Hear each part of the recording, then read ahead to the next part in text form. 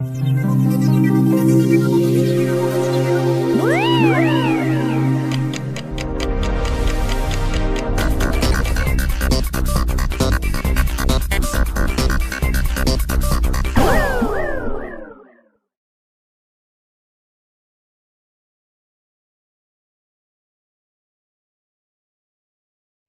the heliocentric model, Earth is just one of 8 planets in our solar system, all of which are said to be huge spherical Earth-like habitations or globular gas giants millions of miles away. They claim the Earth under our feet, along with these 7 other planets, all revolve concentric circles or ellipses around the Sun, hence the term heliocentric. The previously prevailing geocentric model had placed Earth as the immovable center of the universe, with the sun, moon, stars, and planets all revolving around us, just as they appear. In the heliocentric model, however, which would be more appropriately titled the acentric model, the sun is only the center of our solar system, while itself, supposedly, simultaneously, revolving 500,000 mile-per-hour spirals around the Milky Way galaxy, which itself is constantly shooting 670 million miles per hour away from an alleged Big Bang creationary explosion at the beginning of time. In the geocentric model, the 7 planets were known as wandering stars, with the multitude of other stars known as fixed stars. The wandering stars were so called because they can be seen meandering their own unique paths around the heavens, while all the other stars remain fixed in their steady group rotation around Polaris. The wandering stars also happen to be among the brightest in the night sky, and just as heliocentrists falsely claim the moon to be a mere reflector of the sun's light, they claim the bright starlight of these planets is merely them reflecting the sun's light back at us. This has already been shown to be geometrically impossible, however, as convex bodies do not and cannot reflect light in this way.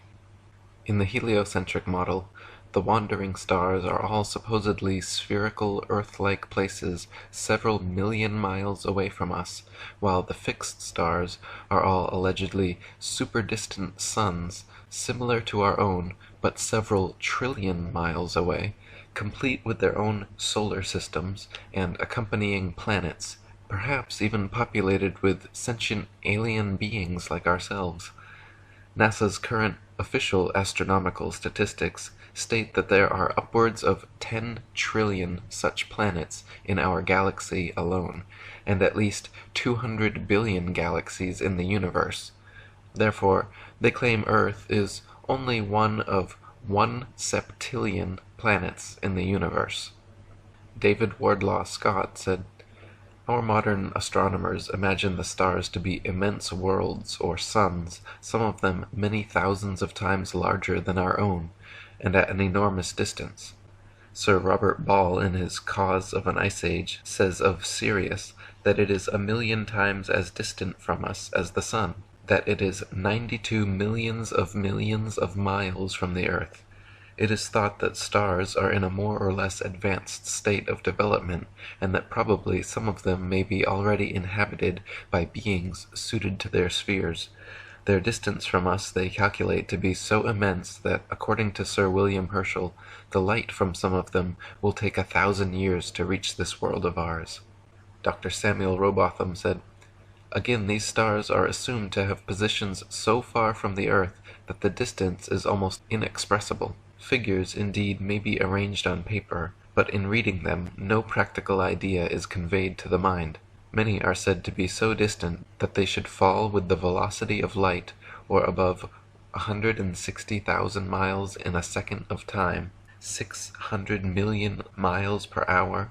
They would require nearly 2 million years to reach the Earth."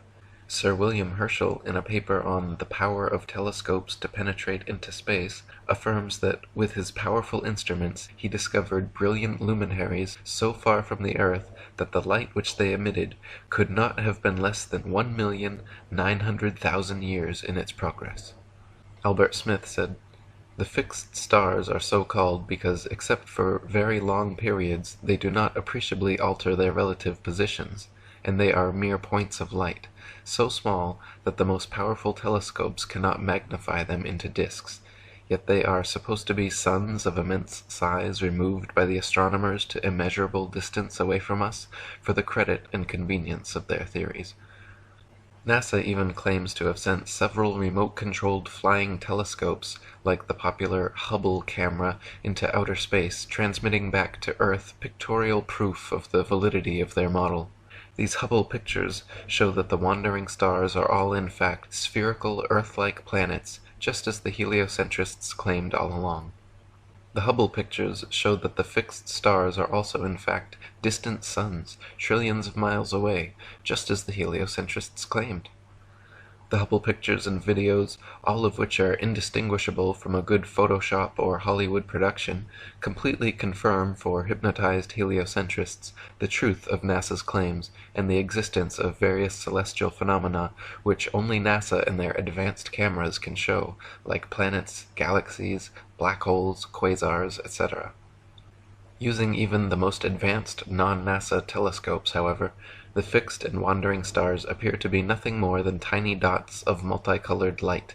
It cannot be ascertained whether fixed stars are actually distant suns, whether wandering stars are actually Earth-like planets, or whether any of NASA's claims hold any validity outside of their alleged pictorial evidence from these supposed remote-control flying space telescope images. Outside of NASA, what evidence do we have that stars are actually distant solar systems? What evidence do we have that planets are Earth-like places in space? They are certainly interesting and plausible ideas, but there is absolutely no empirical evidence to support them. In fact, if NASA hadn't implanted such ideas into their heads, very few people would ever look up at the night sky and assume those little pinpricks of light were all Earth-like objects millions of miles away, or suns trillions of miles away, complete with orbiting planets and moons just like ours. The only reason people believe wandering stars are Earth-like planets and fixed stars are distant suns is because of NASA propaganda. As Gabrielle Henriette said, the planets are not solid, opaque masses of matter, as is believed. They are simply immaterial, luminous, and transparent disks. If stars are all distant planets or suns, how is it that various phenomena have been observed, including stars changing color, intensity of light, sudden appearance, disappearance, or shooting quickly from one place to another? I have watched single stars changing their colors as regularly as a disco ball, others shooting through the sky and disappearing, and stranger still, I once saw a star shoot quickly straight upwards through the sky for 2 seconds and then stop again. Back in the late 16th century, when the heliocentric theory was starting to take hold over the imaginations of an unsuspecting public, Danish astronomer Tycho Brahe famously argued for geocentricity, positing that if the Earth revolved in an orbit around the Sun, the change in relative position of the stars after 6 months of orbital motion could not fail to be seen. The stars should seem to separate as we approach and come together as we recede. In actual fact, however, after 190 million miles of supposed orbit around the Sun, not a single inch of parallax can be detected in the stars. Thomas Winship said, "In the time of Tycho Brahe it was said that the Earth revolved around the Sun, but he argued that if the Earth revolved around the Sun, the relative position of the stars would change very much, and the matter must, in the nature of the case, be easily detected. Accordingly, experiments were tried at intervals of 6 months, and the result showed that the stars were in exactly the same position as they had occupied 6 months before, thus proving that the Earth does not move at all. If the Earth is at a given point in space on, say, January 1st, and according to its present-day science at a distance of 190 million miles from that point 6 months afterwards, it follows that the relative position and directions of the stars will have greatly changed, however small the angle of parallax may be. That this great change is nowhere apparent and has never been observed incontestably proves that the Earth is at rest, that it does not move in an orbit around the Sun. When Tycho Brahe demonstrated that after 190 million miles of supposed orbit around the Sun, not a single inch of parallax could be detected, Heliocentrists, desperate to patch the glaring hole in their theory, pushed their hypothetical distances to the stars into the trillions of miles, claiming the closest one, Proxima Centauri, was a ludicrous 25 trillion miles away, and thereby making all the stars so conveniently far that no appreciable parallax could be detected. This expedient explanation, which heliocentrists have clung to ever since, has proven satisfactory to silence the manipulated minds of the masses, but still fails to adequately account for several issues. Dr. Samuel Robotham wrote, "It is found by observation that the stars come to the meridian about 4 minutes earlier every 24 hours than the sun, taking the solar time as the standard. This makes 120 minutes every 30 days, and 24 hours in the year. Hence all the constellations have passed before or in advance of the sun in that time.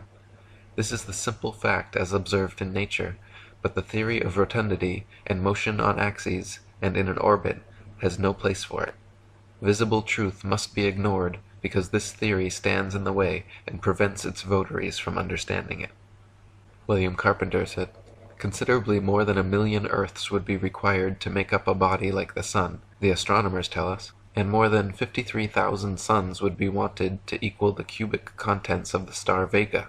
And Vega is a small star, and there are countless millions of these stars, and it takes 30 million years for the light of some of those stars to reach us at 12 million miles in a minute. And, says Mr. Proctor, I think a moderate estimate of the age of the Earth would be 500 million years.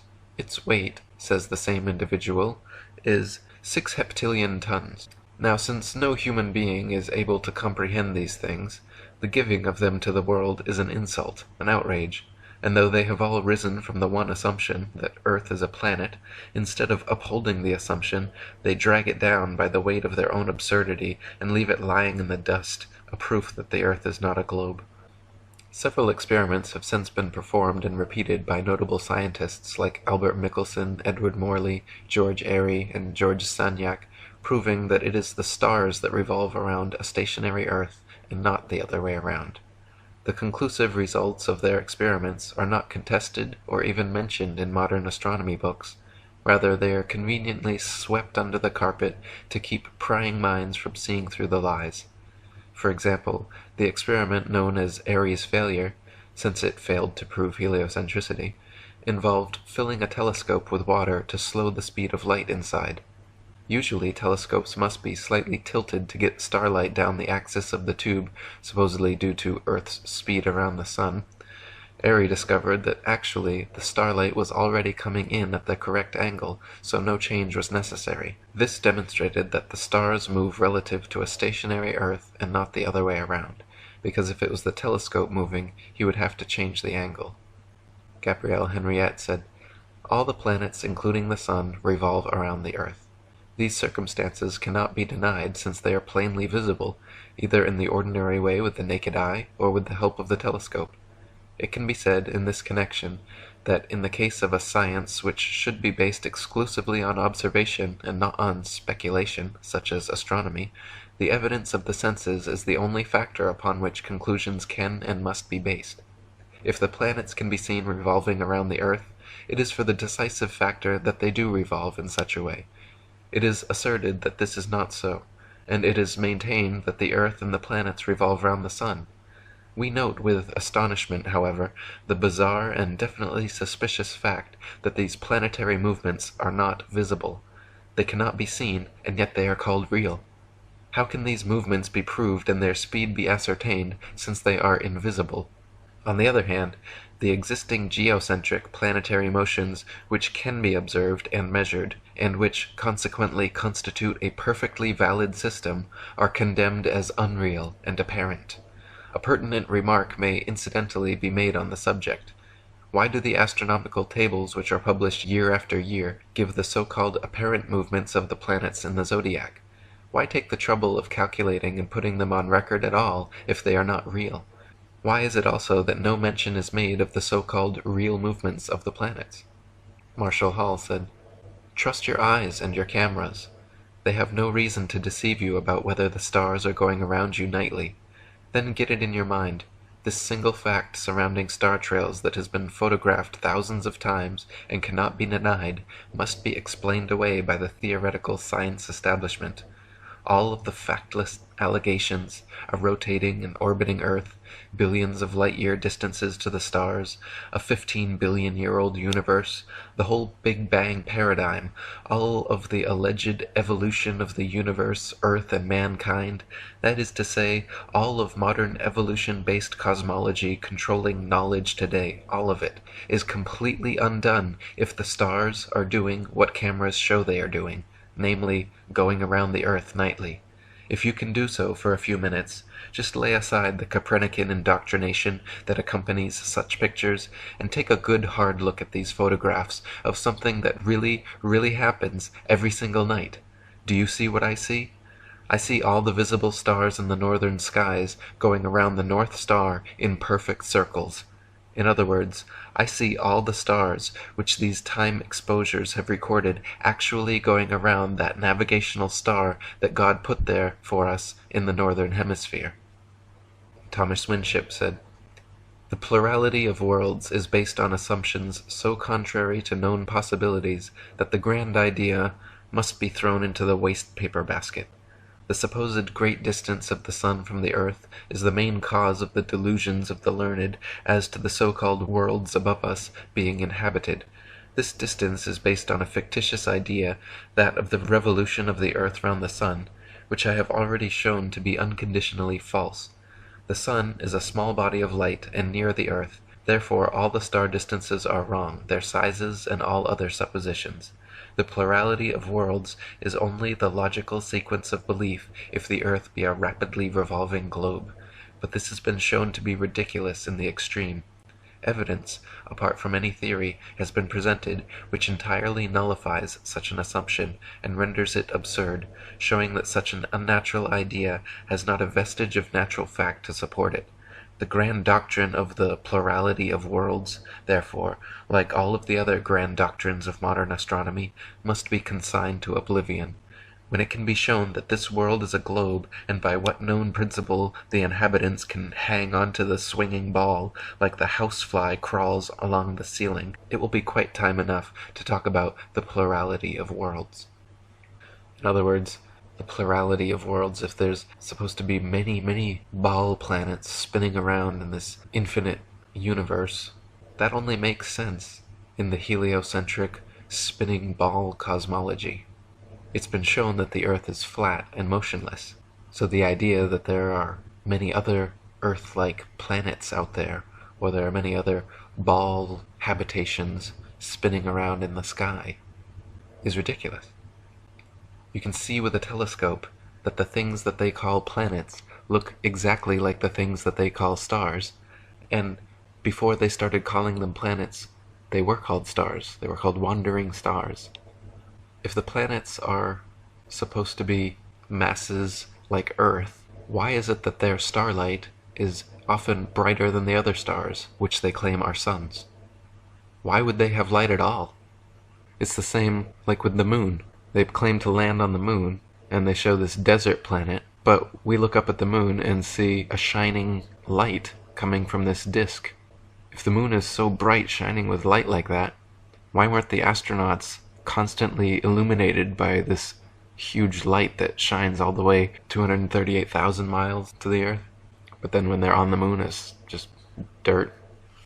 When you look at these things through an actual telescope, they just look like disks of light. They don't look at all like suns or like ball planets.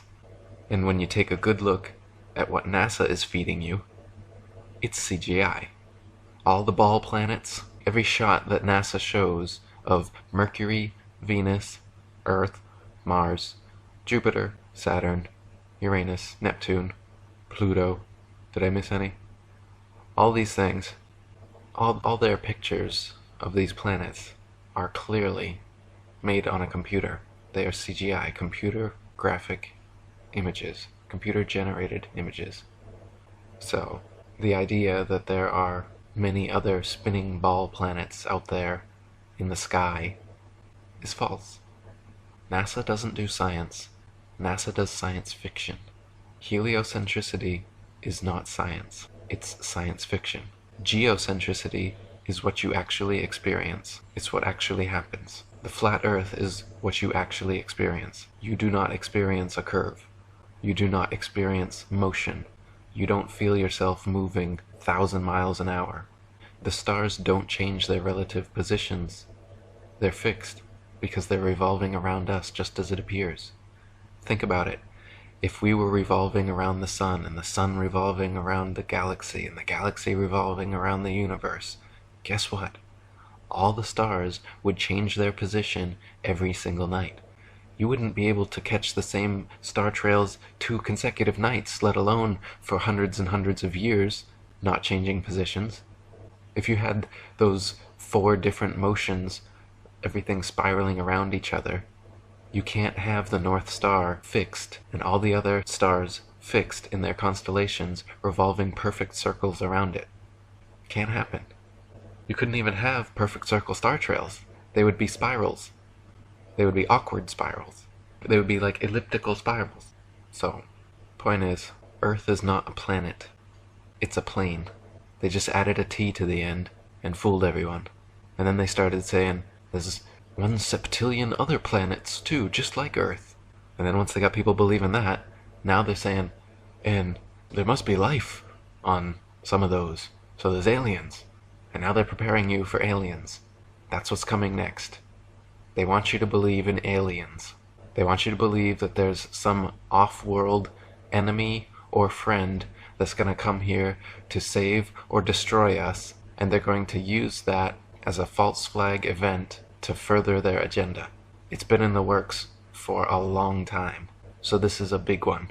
You could even say that this is the purpose of the Ball Earth deception. What's the purpose? To create a world religion. What do you think NASA is? What do you think the spinning ball Earth, universe, Big Bang, evolution bullshit is? It's a religion. People believe this shit and it doesn't exist. So, why did they lie about the flat Earth, Eric? Because they're making you believe in a bullshit science fiction religion. That's why. You don't even know that you're in a cult. You don't know that you've been brainwashed. And how deeply you've been brainwashed. You've been brainwashed so much that instead of thinking that you come from a intelligent consciousness, you think that you come from nothing. And monkeys. They brainwash you to think that you and Earth aren't special or unique, but that there's just infinite Earths and worlds and beings, and humans are not the most intelligent of the intelligent designers' designs. They want you to believe that there's some aliens out there, more intelligent. They want you to believe that they're more intelligent than you, because only they have the Hubble Space Telescope, and only they have all the technology necessary to tell you that, oh, stars are really suns, and the wandering stars are planets, and oh, we found water on Mars with our little probe rover thing. Check out these CGI images we sent back on our million-mile internet connection that we have, but you don't, and you've never seen anywhere. Think about how effective this religion is. It's worldwide. It is a world religion. They have successfully created a worldwide religion and made people the whole world over believe in it. They teach it to them in government schools, and they're so indoctrinated into this religion, they have no idea that it's a religion. That's the point. They call it science. They have no idea that they're in a cult being brainwashed by a bunch of CGI pictures and fairy tales. So why the flat Earth deception? It's the most successful religious indoctrination in history. That's why.